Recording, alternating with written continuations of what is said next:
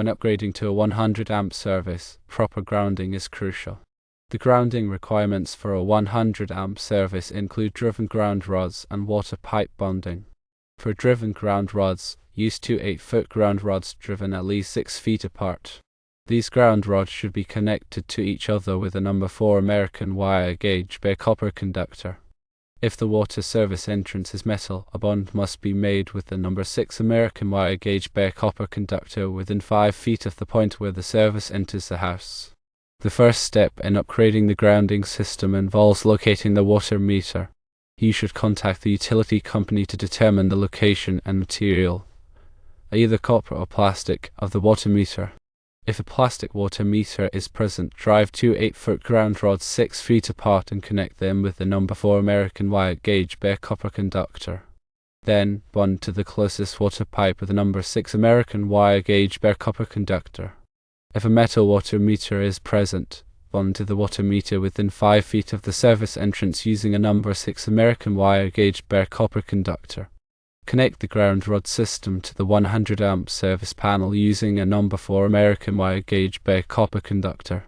If bonding to a water meter, connect the bond wire to the service panel ground bar. If the existing number 6 American wire gauge ground rod is in good condition, it can be supplemented by installing a second 8-foot ground rod. The cement encasing the ground rod should be broken up to ensure good contact with the soil. All connections should be made using approved connectors and tight, corrosion-resistant fittings. Proper grounding is essential for safety and compliance with electrical codes. Ensuring a solid ground connection protects against electrical shock and minimizes the risk of damage from electrical surges. When installing ground rods, make sure they are driven deep enough into the earth to make good contact with the surrounding soil. This usually means driving them in vertically, but if you encounter rocks or other obstructions, you can drive them in at an angle, not exceeding 45 degrees from vertical. The goal is to get the maximum amount of the ground rod in contact with the earth. The spacing between the ground rods is also important. They should be at least 6 feet apart to ensure that they are tapping into different areas of the earth and providing a more effective ground. When connecting the ground rods with the number 4 American wire gauge bare copper conductor, use approved connectors that are designed for direct burial. These connectors will protect the connection from corrosion and ensure a long-lasting, reliable ground. Water pipe bonding is another critical aspect of grounding. If your water service entrance is metal, you must bond to it within 5 feet of where it enters the house. This bond helps to ensure that the water pipe is at the same electrical potential as the rest of the grounding system, which reduces the risk of electrical shock.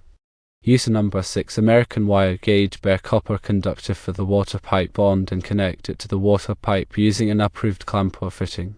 Make sure the connection is clean and tight to ensure good electrical contact. When connecting the ground rod system and the water pipe bond to the service panel, use the ground bar inside the panel. This bar is specifically designed for grounding connections and provides a central point for all of your grounding conductors. Use approved connectors to make the connections and ensure that they are tight and secure. If you are supplementing an existing ground rod, inspect it carefully to make sure it is in good condition. Look for signs of corrosion or damage and replace the ground rod if necessary. If the existing ground rod is encased in cement, break up the cement to ensure good contact with the soil. Cement can act as an insulator and prevent the ground rod from working effectively. When making any electrical connections, always use approved connectors and fittings.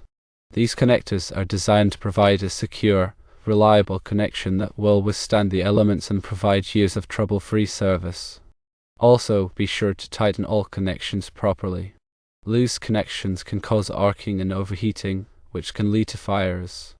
It is always a good idea to consult with a qualified electrician before making any electrical changes to your home. An electrician can help you ensure that your grounding system is properly installed and that it meets all applicable codes and regulations. They can also help you troubleshoot any problems that may arise and provide you with advice on how to maintain your grounding system over time. Keeping your grounding system in good condition is essential for the safety of your home and family. A properly installed and maintained grounding system can protect you from electrical shock and minimize the risk of damage from electrical surges. So take the time to make sure your grounding system is up to par and consult with an electrician if you have any questions or concerns. Remember that electrical work can be dangerous, so always take the necessary precautions to protect yourself from injury. Wear appropriate safety gear, such as gloves and eye protection, and turn off the power before working on any electrical circuits. If you are not comfortable working with electricity, hire a qualified electrician to do the work for you. In summary, upgrading to a 100 amp service requires careful attention to grounding. Install two 8-foot ground rods at least 6 feet apart. Bond to a metal water pipe within 5 feet of entry with number 6 American wire gauge copper wire, and connect everything to the service panel ground by using appropriate connectors. Consult local codes and a qualified electrician for safety and compliance. If the incoming water line is plastic, drive 2 ground rods and connect them with number 4 American wire gauge bare copper wire, then bond to the closest water pipe with number 6 American wire gauge bare copper. If the existing ground rod is in good condition, supplement it with a second one after breaking up any surrounding cement. Ensure all connections are tight and corrosion resistant. Always prioritize safety and consult with a professional when needed to ensure a properly grounded electrical system.